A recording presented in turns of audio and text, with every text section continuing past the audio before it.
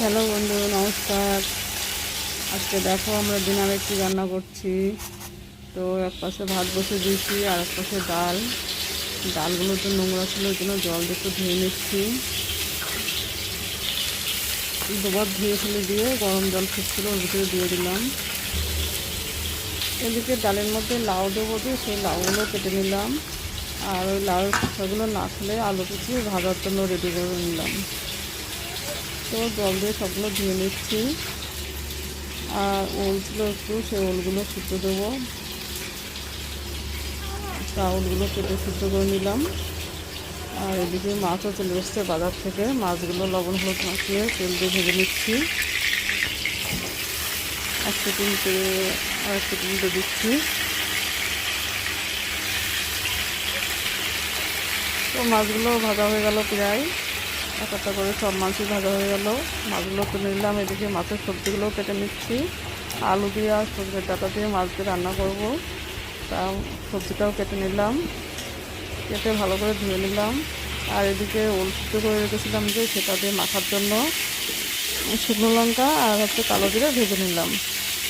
আর শুকনো লঙ্কা কালো জিরে দিয়ে ভেজে নিলে ওলগুলো সিদ্ধ করে মাখলে ভালো লাগে। তো কড়াইতে তেল দিয়ে কালো জিরে দিয়ে দিলাম একটু।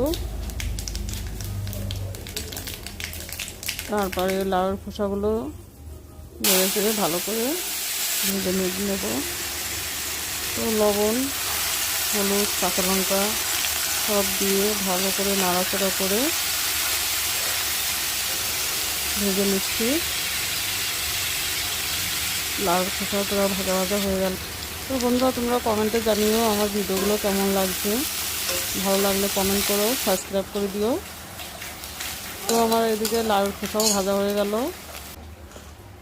এদিকে ডাল সিদ্ধ হয়ে গেছে। এবার ওই লাউগুলো একটা করে ডালের মধ্যে দিয়ে দিলাম। তারপরে ভালো করে ফুটিয়ে নিয়ে শুকনো লঙ্কা, কালো জিরে, পাঁচফোড়ন দিয়ে ডালটাকে ফোড়ন দিলাম। ডালটা খেতে ভালোই লাগে। আবার অন্য কড়াইতে তেল, কালো জিরে আর শুকনো লঙ্কা ফোড়ন দিয়ে এবার মাছের আলুগুলো ভেজে নিচ্ছি একটা করে। মাছের আলুগুলো প্রায় ভাজা ভাজা হয়ে গেল। এদিকে একটু রসুন, আদা, এবার সজনে ডাঁটাগুলো দিয়ে দিলাম। দিয়ে মশলা, আদা, কাঁচা লঙ্কা, তারপরে একটু রসুন, শুকনো লঙ্কা সব কিছু করে দিয়ে পরিমাণ মতন লবণ, চিনি দিয়ে ভালো করে কষে নিচ্ছি।